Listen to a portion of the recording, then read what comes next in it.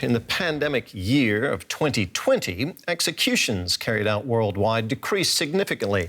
That's according to a new report. Amnesty International says more and more nations are restricting the use of the death penalty, but it points to worrisome increases in some countries. In its annual report, Amnesty says China continues to execute or sentence to death thousands of people each year and has criticized Beijing for keeping the exact number secret. Amnesty said Iran ranked second with at least 246 executions last year, followed by Egypt, which recorded a threefold increase from the previous year. And in the United States, the only country in the Americas that still applies the death penalty, the federal government resumed executions in the final months of the Trump presidency.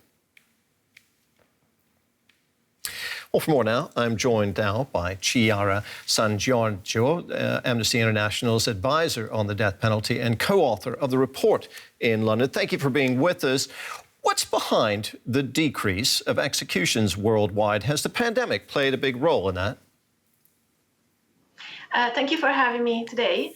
Yes, as you say, we recorded the lowest number of executions in at least a decade. And there are, let's say, three main factors that contributed to that result. On one hand, we saw two of the countries that have been in recent years responsible for a high number of executions significantly drop their national tally.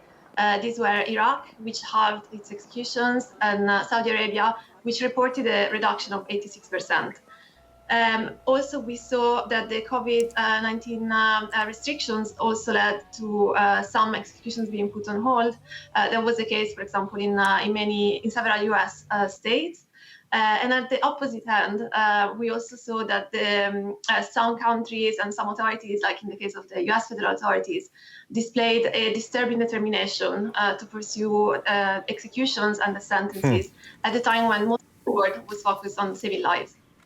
Now, your organization is campaigning for the abolition of the death penalty. Do you think it's realistic to expect that all countries will abandon it? Is there a consensus emerging on this issue?